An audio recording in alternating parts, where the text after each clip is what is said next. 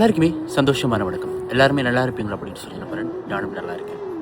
என்ன விஷயம் அப்படின்னு சொன்னால், இன்றைக்கி என்னுடைய 99 நாள் சேலஞ்சில் முதலாவது நாள் சேலஞ்சில் 99 நாளும் என்னுடைய ஆக்டிவிட்டீஸை உங்களோட பகிர்ந்து கொள்ளலாம் அப்படின்னு சொல்லி இந்த ஆசை எனக்கு எப்படி தோணுச்சு அப்படின்னு சொன்னால், நான் இன்ஸ்டாவில் ஸ்க்ரோல் பண்ணிட்டு போகல ஜது அப்படின்னு சொல்லி என் ஃப்ரெண்ட் அவர் ஸ்ரீலங்காவில் இப்போ யூபியில் இருக்கிற அவருடைய ஆக்டிவிட்டீஸை போட்டுட்டு இருந்தேன்.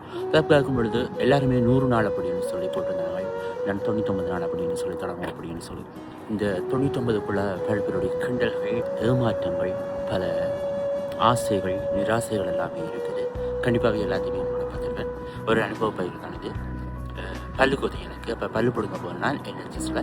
எங்கட ஊரில் பார்த்தீங்கன்னு சொன்னால் பல்லு பிடுங்க போகிறோம்டா வேலை லீவ் போட்டுருவோம். பல்லு பிடுங்கிட்டு வந்தோம் அப்படின்னு சொன்னால் படுத்துருவோம். படுத்துட்டு அம்மா என்னுடைய கஞ்சியில் பாயசம் காய்ச்சி தருவா. அதை குடிச்சிட்டு அதே போல் நம்முடைய மருந்து நிறுவாங்க. அந்த மருந்தையும் போட்டு படுத்துவோம். ஆனால் இங்கே எந்த மருந்தும் தர மாட்டேனும். நமக்கு தனியாக இருக்கிறதால யாரும் பாயாசம் காய்ச்சி தரவோ கஞ்சி காய்ச்சி தரவோ யாரும் இல்லை. வளமையாக சாப்பிட்ற உணவை லிக்விட்டாக சாப்பிட்டு இருக்க வேண்டியதான்.